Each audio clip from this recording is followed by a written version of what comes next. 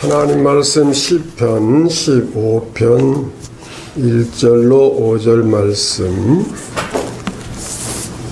제목을 정상에 오르는 길이라고 했는데, 여기 정상이라 함은 산의 제일 높은 곳, 산꼭대기를 말하고 최고의 자리를 의미하는 말입니다. 오늘 제목의 의미를 성공의 비결이라 이렇게 말하면 그 의미를 가장 잘 표현한 말이 되겠습니다. 그런데 성공의 비결, 이렇게 제가 제목을 해석해서 말씀드리면은 아마 선입감이 모두 다를 것입니다. 좀 예를 한번 들어보겠습니다. 어떤 좋은 집이 있는데 그 집 앞을 지나가면서 사람들이 야, 저런 집에서 한번 살았으면 좋겠다, 그렇게 생각하는 사람도 있겠고, 얼마나 수고하고 노력했으면 저렇게 좋은 집을 장만했을까, 그런 생각도 할 수 있을 것입니다. 그런데 문제는 도둑놈이 그 앞을 지나갈 때는 무슨 생각을 할까요? 야, 저 집에는 보물이 참 많겠다. 어디로 들어가서 어떻게 금고를 열고 어떻게 도둑질하면은 몽땅 털 수 있겠다. 그런 생각도 할 수 있을 것입니다. 사람들이 마음속으로 생각하는 건 다 자유고 또 나타나지 않으니까 이런저런 생각을 할 수 있겠습니다. 제 설교 제목을 보고 성공의 비결이라고 할 때에 여러분 무슨 생각을 먼저 하셨겠어요? 한 분씩 물어보면 좀 입장이 난처하실 것 같아서 제가 대신 표현을 해보겠습니다.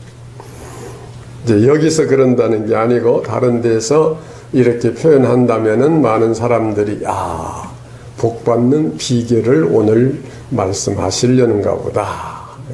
최고 성공할 수 있는 어떤 정상의 자리에 올라갈 수 있는 그런 비결을 얘기하시려는가 보다. 아마 그렇게 생각하는 사람들도 많이 있을 것입니다. 아마 저도 그렇게 생각할 거예요. 야, 오늘 대박 나겠다. 이 설교 잘 듣고 그대로 하면은 성공하겠고 부자 되겠다. 이런 생각 보통 할 수 있습니다. 그런데 제가 또 이렇게 표현을 해볼게요. 오늘 말씀의 핵심은 십자가를 지세요, 양보하세요, 희생하세요, 손해보세요, 죽어 지내세요, 이런 중심으로 말씀을 드리겠다고 하면은 아이고 또 그 소리구만 아마 그렇게 생각될 수도 있을 것입니다. 자, 오늘 본문 말씀에 주의 장막에 유할 자, 또 주의 성산에 거할 자라고 하는 표현이 있지요. 이 말씀의 의미를 달리 표현한다면 같은 의미인데, 최고의 복을 받을 자, 최고로 성공할 자, 정상에 오를 자, 이렇게 표현하면은 그 의미는 다 똑같습니다. 다만 그 문구를 보고 생각하는 사람들의 생각이 다를 수 있지만은 본래의 의미는 다 같은데, 다시 또 요약해서 말씀을 드린다면은 정상에 오르는 길, 이 제목은 성공할 수 있는 비결, 성공할 수 있는 비결은 곧 주님과 함께하는 생활, 주님과 더불어 지내는 생활이 곧 성공이고, 그러한 비결은, 그렇게 할 수 있는 비결은 십자가의 길을 가는 것이다. 이렇게 요약을 할 수 있습니다. 정상, 즉 산 꼭대기를 올라가기 위해서는 길이 있는데 그 길을 안내판에 의한 그 이정표에 의해서 잘 가야 되지, 자기 나름대로 무턱대고 올라갈 수도 없는 것이고, 그렇게 올라가다가는 잘못하면은 큰 화를 당할 수도 있는 것입니다. 산에 올라가는 데는 대개 그 이정표가 다 있기 마련이에요. 오늘 우리가 행복하고 즐겁고 감사하고 만족하게 살아갈 수 있는 비결의 이정표는 하나님 말씀 속에 분명히 나타나 있습니다. 그런데 그 말씀 이정표를 무시하고 자기 나름대로 간다고 하면은 큰 화를 당할 수도 있다고 하는 것이죠. 산 꼭대기에 올라가서 보면은 사방팔방 다 보이고 훤히 트이고 그 신선한 공기를 마시고 소리를 외치고 참 기분이 좋습니다. 그런데 이 산에 올라가는 그 모습을 비유로 해서 정상에 오르는 길 이렇게 표현했고, 성공할 수 있는 비결이라고 제가 이미 설명을 드렸습니다. 그러면 성공이 무엇이냐?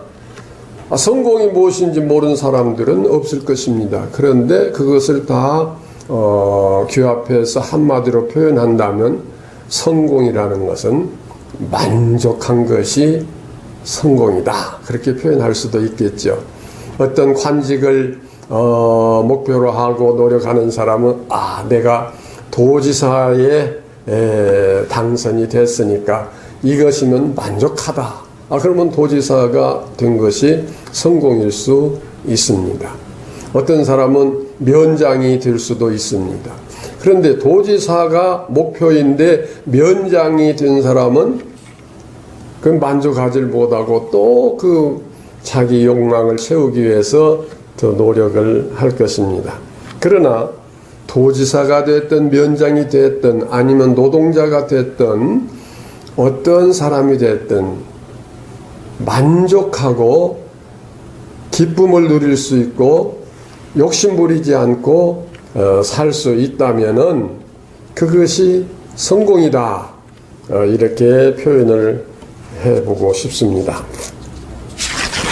자, 그러면은 과연 이 성공, 우리는 어떤 성공을 목표로 하고 그 성공을 위해서 노력을 할 것인가?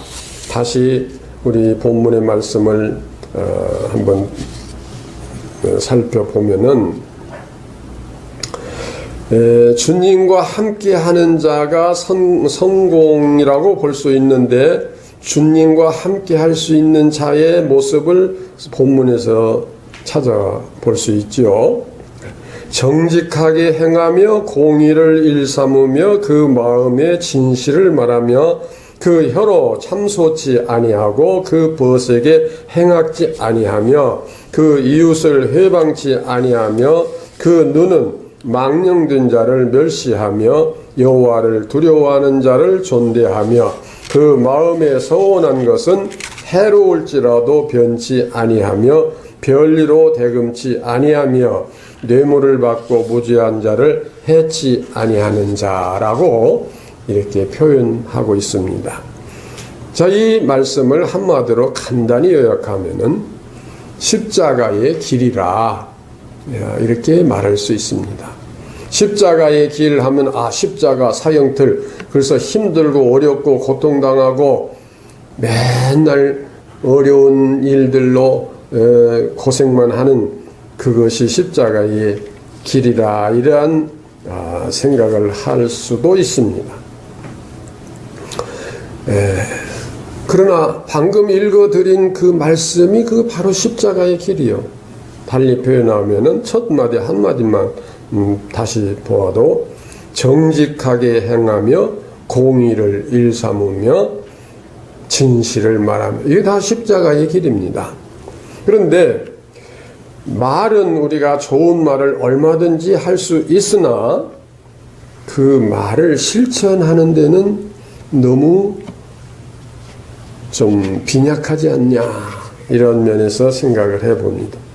그런데 오늘 방금 읽어드린 이 말씀은 우리 마음으로나 또 그 행동으로나 또 자신에게나 이웃에게나 하나님에게나 변함없이 이 말씀을 실천하는, 그러니까 다시 말하면 마음으로도 그렇게 실천하고 그런 마음을 갖고 말로도 그렇게 하고 생활로도 그렇게 하는 자라고 하는 의미를 이 본문 말씀 속에서 볼 수가 있습니다. 우리 다 잘 아는 늘 말씀드린 내용이지만은 바리새인과 서기관들이 가르치는 것, 율법을 가르치고 뭐 여러 가지 윤리 도덕도 가르쳤겠죠. 그들이 가르치는 것은 예수님 못지않게 잘 가르쳤습니다. 그러니까 예수님께서 그들의 말하는 바는 행하고 그들의 행위는 본받지 말라, 그렇게 말씀하셨죠. 그래서 그들을 향해서 혹독한 그 질책을 하셨잖아요. 회칠한 무덤이라, 독사의 새끼들아, 뱀의 자식들아.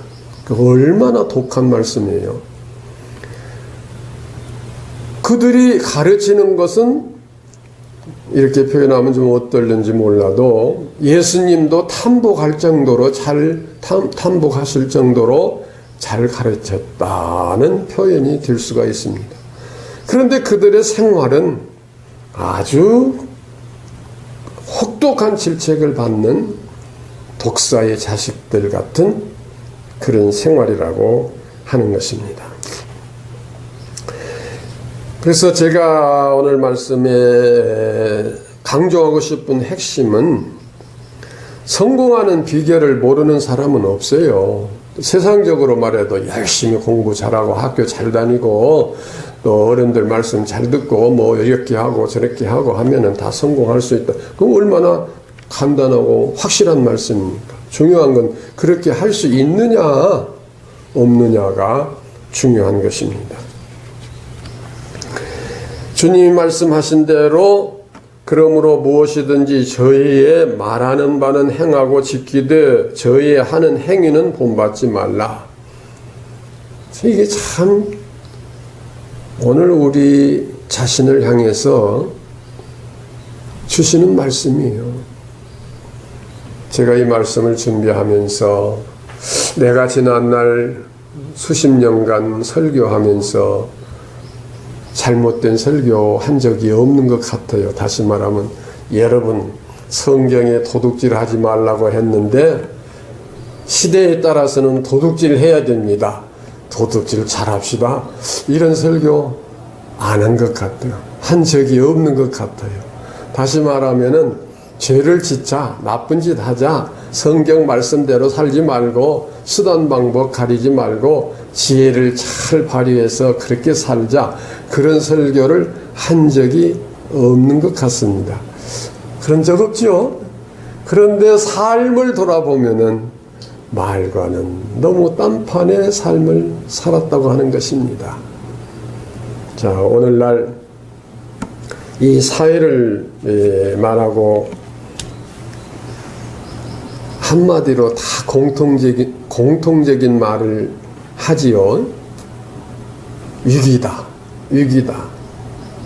자, 정치적 위기, 경제적 위기, 뭐 사회적 위기, 가정적 위기, 윤리 도덕적 위기, 뭐 인류의 위기, 뭐 자연 파괴를 보고 뭐 그것도 위기, 여러 가지를 다 위기라고 표현하는데 모든 위기는 어떠한 한 가지만 해결이 되어버리면 그 위기는 다 해결이 될 수가 있습니다.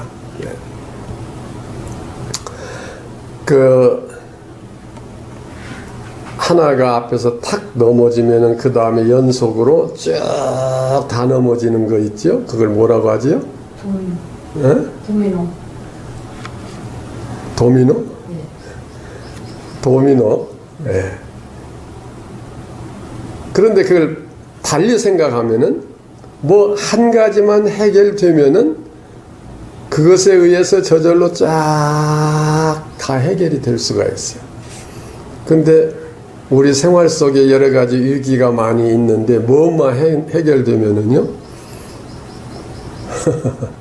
돈만 해결되면 그냥 다 해결될 수 있다 이렇게 표현 많이 하잖아요.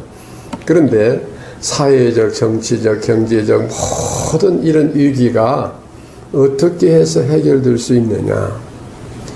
기독교의 위기, 교회의 위기가 해결되면은 이 모든 문제는 다 해결이 됩니다.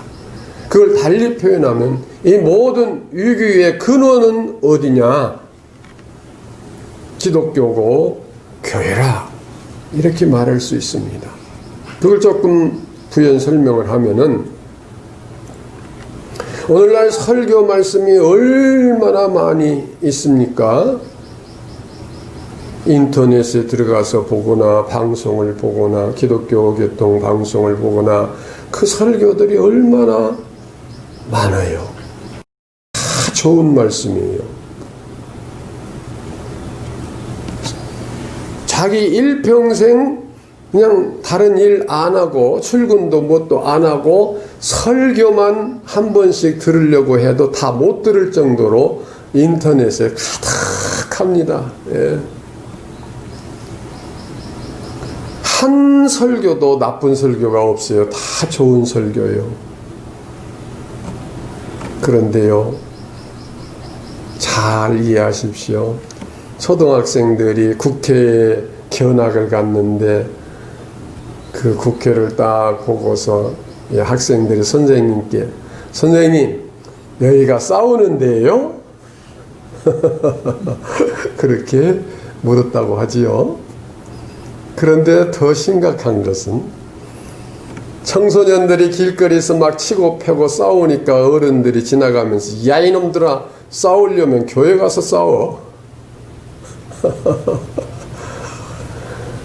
이거 너무 여담 같아도 심각한 이야기입니다. 그런 말이 사실 있어요. 이게 교회의 위기 아니겠어요? 기독교의 위기 아니겠어요? 그 파라고 그러죠. 파. 쪽파, 대파, 양파가 아니라 무슨 파, 무슨 파, 무슨 파. 근데 파가 제일 많은 데가 어디예요? 기독교예요. 장로교파, 뭐 성결교파, 뭐 이런 파는 조금 의미가 좀 다르지만은 처음에는 서로 싸우다가 갈라진 것이 다 파예요.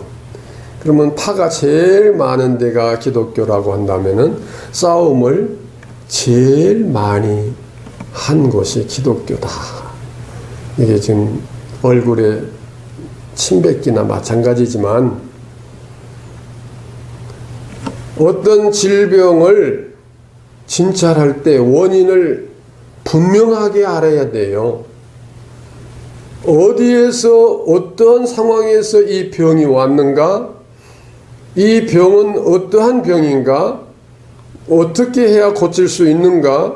진찰과 처방과 치료가 분명해야 되는 것처럼 오늘 우리가 속해 있는 교회가 속해 있는 이 기독교가 세상 사람들에게 싸우려면 교회 가서 싸우라 하는 식의 기독교 교회, 그러한 성직자, 그러한 교인이 됐다고 하는 것은 심각한 위기입니다. 정상에 오르는 길, 그 길은 이것을 바꿔야 되고 정상에 오른다고 하는 것은 성공할 수 있는 비결이라는 뜻인데 과연 참 성공이란 부자 되고 출세하고 명예와 권세를 얻는 것이 성공이 아니라 주님과 함께 되어지고 즉 주의 성산에 주의 거룩한 전에 함께 있어서 주님과 같이 되어지는 주님처럼 되어지는 이것이 성공이고 이것이 해결되면 국가적 위기, 정치적 위기, 경제적 위기, 모든 위기가 다 해결될 수 있다고 하는 것입니다. 물론 정치가들은 정치적인 어떠한 이론에 의해서 이렇게 정치를 해야 한다, 저렇게 정치를 해야 한다, 그런 정치적인 학설을 내세웁니다. 다 필요합니다. 다 좋은 말입니다. 그러나 다 그렇게 하고 있지는 않잖아요. 그보다 더한 것은 기독교가, 또 교회가, 우리 목사들이 얼마나 좋은 말을 많이 선포하고 있습니까? 그러나 그것을 실행하지 못한 데서 문제가 심각하다고 하는 것입니다. 아까 말씀드린 바와 같이 마음으로나 말로나 행위로나 모든 것이 자신에게, 남에게, 이웃에게, 또 하나님께 그렇게 되어져야 한다. 말로나 마음으로나 행동으로나 그렇게 되어져야 한다. 이것이 정상에 오르는 길이고 성공의 비결이고 잘 되는 비결이고 만족의 비결이라고 하는 것입니다. 모든 위기는 한 가지만 해결되면은 다 해결된다. 그 한 가지가 교회의 위기라. 기독교의 위기라.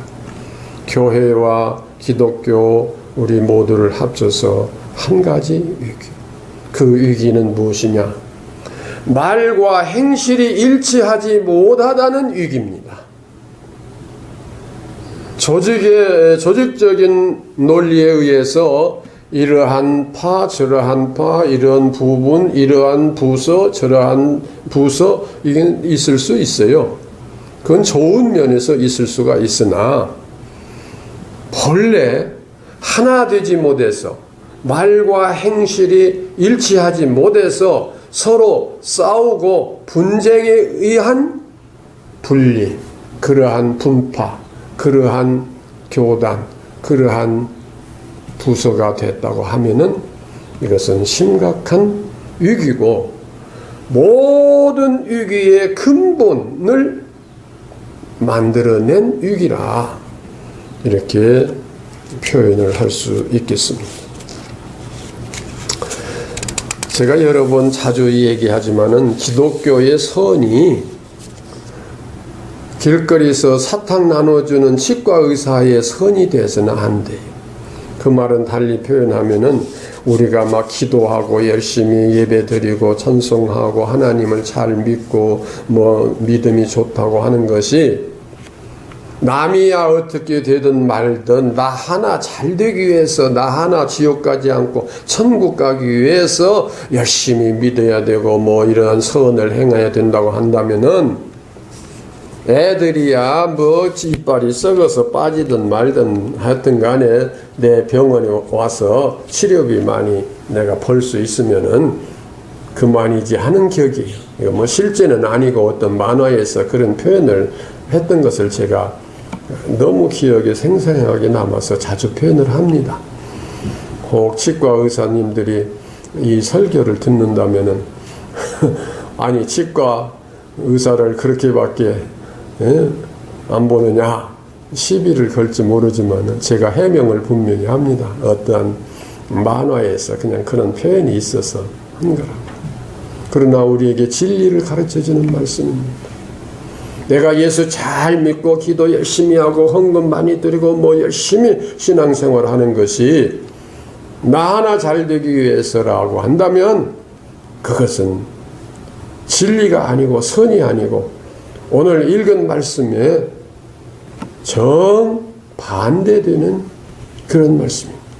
반대된다고 하면은 주님과 함께 할 수 없고 주님과 더불어 함께 영원히 거할 수가 없는 것입니다.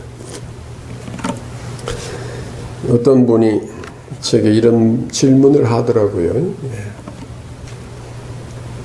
영생이 무엇이냐? 영생을 믿느냐? 뭐 그런 차원에서 질문을 해서 제가 간단하게 뭐 설명을 할 시간 여유도 없고 그래서 영생이라는 것은 하나님과 하나 되어지는 것이 영생이다. 그래서 하나님이 1년밖에 못 살면 우리도 1년밖에 못 살고 죽는 것이 영생이다. 영생은 오래 산다, 죽지 않고 영원히 산다는 의미가 아니라 하나님과 하나 되어진다. 그것이 영생이에요. 근데 하나님이 얼마나 사실는지 모르겠습니다만은 그냥 하나님 사시는 만큼만 살면 되는 거예요. 우리도. 그게 영생이요. 그게 천국이요. 그게 축복이요. 그러면 이 세상에서도 우리는 영생을 하고 있어야 돼요. 뭐 이제 8, 90살 먹으면 죽는다. 그런 의미로 영생이 아니고 내가 이 세상에서 뭐 10년을 살든 100년을 살든 1000년을 살든 그 자체가 영생이어야 돼요. 왜? 이 세상에서 사는 것이 100년이라고 볼 때 100년으로 끝난 것이 아니고 그 다음 또 연결돼서 하나님과 함께 또 영적으로 사는 것이니까 지금 사는 것도 그 영생에 연결된 것이니까 지금 나 영생하고 있다. 그렇게 표현해도 뭐 다른 말은 아닙니다. 그러니까 또 다시 달리 표현해서 우리는 지금 영생하는 삶이 되어야 된다. 그 영생이 뭐냐? 하나님과 더불어 함께 사는 삶이라고 하는 것입니다. 제가 어느 글에서 읽은 거 하나 잠깐 표현해 볼게요.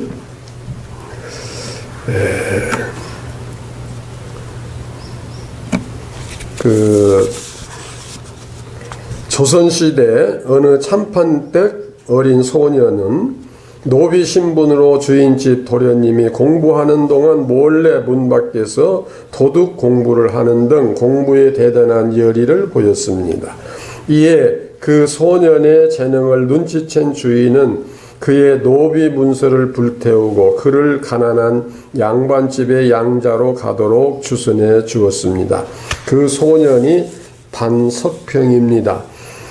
그렇게 되어 반석평은 양반 신분을 얻게 되고 1507년 과거에 급제하여 후에 형조판서의 자리까지 이르게 됩니다.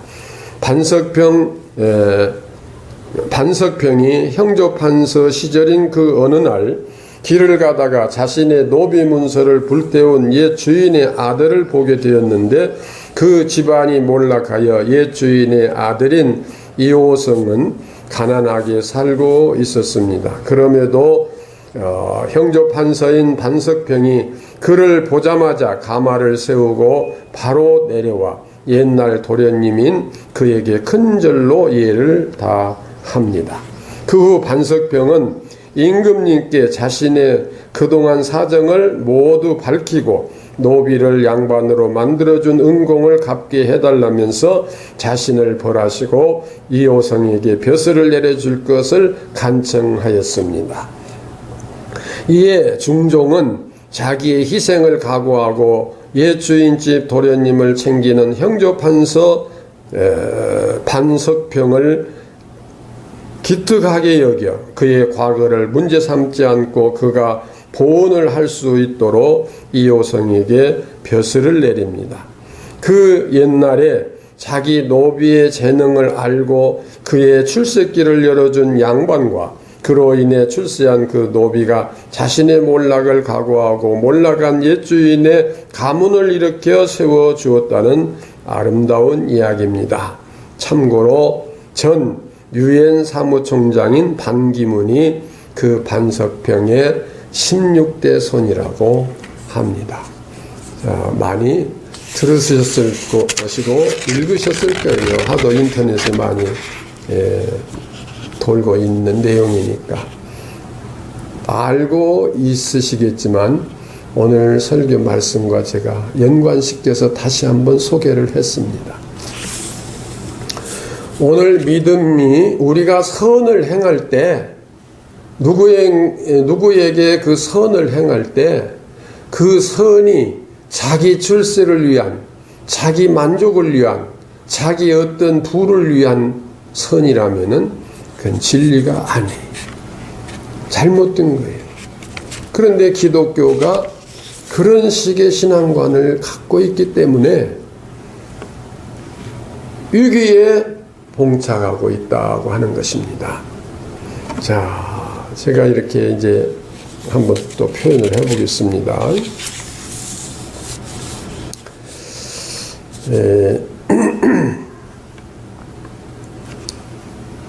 누가 내게 10만 원만 좀, 10만 원 좀 많은가요? 만 원만 좀 달라고 합니다. 아깝지요? 마지못해서 체면상 주긴 주는데 언제 갚을래? 올해 못 갚으면 이자 쳐서 갚아야 한다. 요즘 은행 이자가 얼마죠? 연 5%인가 하여튼 간에 자, 그런 대화로 주면서 혹시 이놈이 떼먹고 도망가지 않나, 뭐 손해 봤자 만 원이니까 그냥 떼일 망정 주자, 막 그런 마음으로 주었다고 봅시다. 그런데 잘 이해하세요. 좀 현실적인 것은 아니지만서도 이해를 돕기 위해서요. 그 만 원만 빌려달라고 한 사람이 옛날에 자기 어릴 때 자기에게 약 1,000만 원 이상의 어떠한 금전을 도와준 사람, 죽을 고비에 있을 때에 1,000만 원 이상을, 그러면은 1,000만 원을 그냥 준 사람인데 그 사람이 만 원을 빌려달라는데 그냥 아깝고 언제 갚을래? 제때 못 갚으면은 뭐 이자 붙여서 그것도 못 갚으면은 차압을 해서 뭐 이렇게 마음을 먹고 있다면은 그건 사람이 아니죠. 인간 도리가 아니죠. 좀 제가 과하게 표현을 한 것 같지만은 어떤 의미에서 그것을 한번 생각해 봐야 되겠다고 하는 것입니다. 예수 믿는 사람들이 교회 헌금하고, 아유, 헌금을 조금 절반만 할 걸 너무 많이 했네. 좀 그럴 수도 있죠. 예. 이번에 내가 그냥 설교에 좀 뭐가 쉬워가지고 그냥 그때 제정신이 아니어서 그냥 몽땅 헌금을 했네. 어찌네 그럴 수도 있고, 또 누군가를 도와줄 때 아이고 그때 구제헌금 조금만 낼 걸 너무 많이 냈지, 이럴 수도 있고, 좀 제가 좀 극화 표현합니다. 그런데 우리가 이웃을 돕는 것은 어떤 의미냐? 너희 형제 중 지극히 작은 자 하나에게 한 것이 곧 내게 한 것이라. 너희 주변에 나그네 된 자, 옥에 갇힌 자, 병든 자, 소외당하는 자, 고아, 과부, 가난한 자, 이러한 사람들에게 네가 선을 베푼 것이 곧 내게 베푼 것이다 하고 그랬어요. 그러면 달리 또 표현합니다. 1,000만 원을 내게 주었던 분에게 만 원을 주면서 그렇게 아깝게 그냥 그런다면 도리가 아닌데, 주님은 우리에게 온 우주를 주고도 바꿀 수 없는 우리 생명을 구원하시기 위해서 자기 생명을 대신 주셨어요. 십자가에 달려 돌아가셨어요. 이게 너무 그냥 우리가 쉽게 이야기를 하니까 그냥 말은 그렇게 하면서도 우리에게 감각이 없어요. 그러나 우리가 깊은 은혜를 깨닫고 감사하고 또 감사하고 그 은혜를 생각할 때는 십자가 생각만 해도 우리는 정말로 가슴이 미어지고 찢어지는 것 같고, 그러한 심정이어야 되는데, 주님은 우리를 대신하여 생명을 주셨는데 우리는 남에게 돈 몇 푼 준 것이 그렇게 아깝고 마지못해서 주고 하는 그런 거라면은 1,000만 원을 거저 받은 사람이 10,000원 가지고 따져 쌓는 그 사람보다 나을 것이 무엇이 있느냐.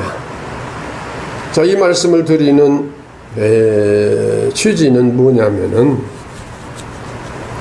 오늘 우리가 하나님 앞에서 기독교 신앙 이 믿음을 어떠한 자세로 가져야 되겠느냐 하는 것입니다. 물론 우리가 주의를 지키고 예배드리고 헌금을 하고 하는 것은 뭐 그동안 해오던 대로 잘 하지만은, 더 나아가서 이웃을 봉사하고 복음을 위해서 우리가 희생하고 헌신하고 선교를 위해서 전도를 위해서 하는 이 모든 일에 그 어떠한 것을 다 드려도 부족한 것뿐이다. 그런 자세가 되어져야 그게 기독교의 위기를 해결할 수 있고 오늘 이 사회의 모든 위기를 해결할 수 있는 첨단의 길이라고 하는 것입니다. 그것이 성공의 비결입니다.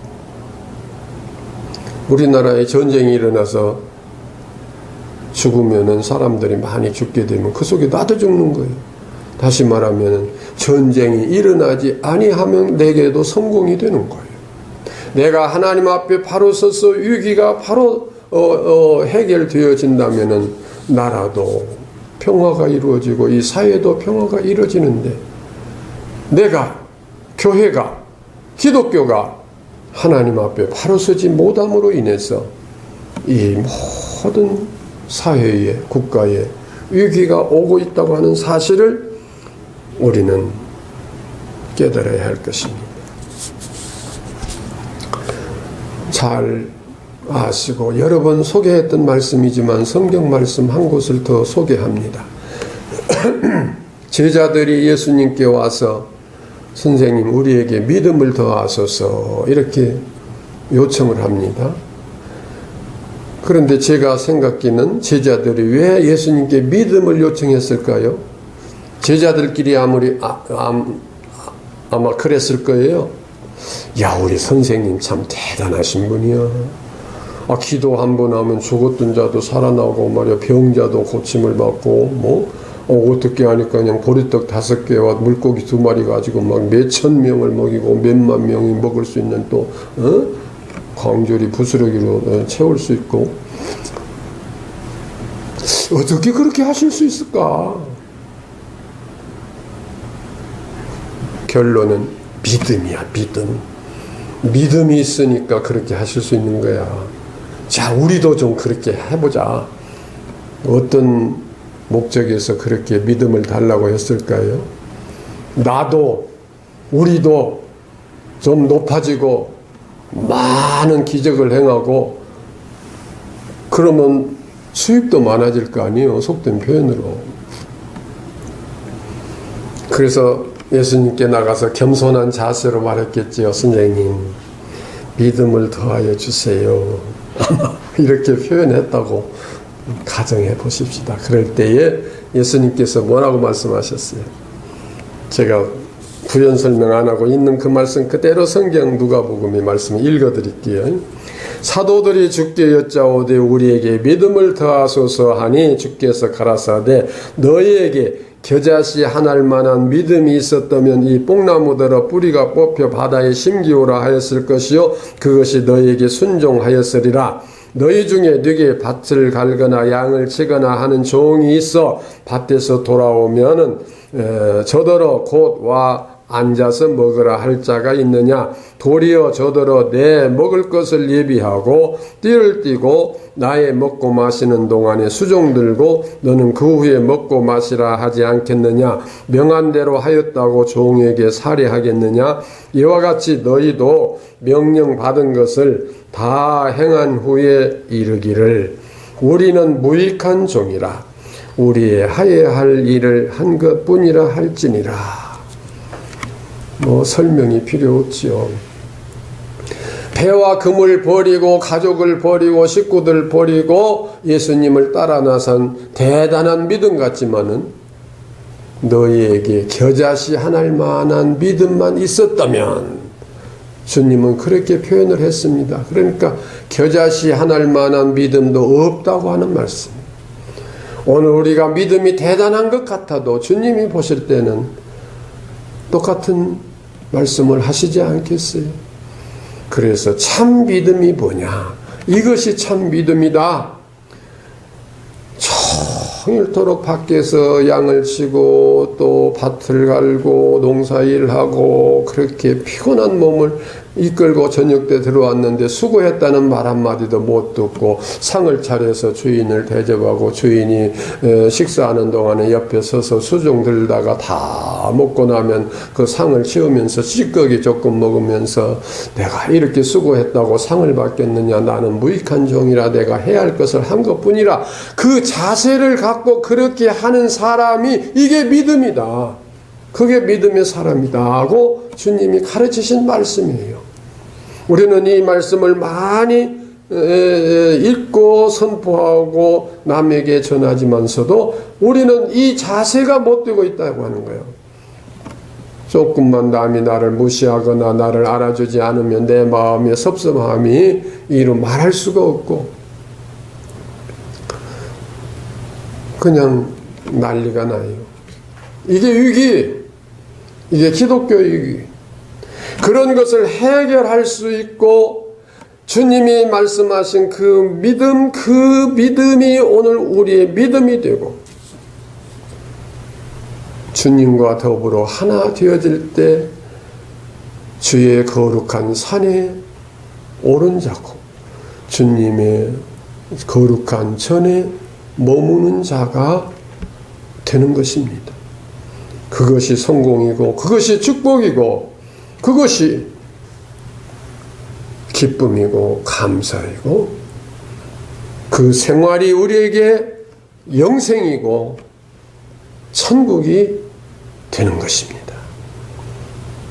오늘 말씀을 요약합니다. 좋은 말씀 많이 알고 있습니다. 그 말씀을 우리 생활 속에 우리 삶에 실천하는 삶이 될 수 있기를 주의 이름으로 축원합니다. 기도하십시다.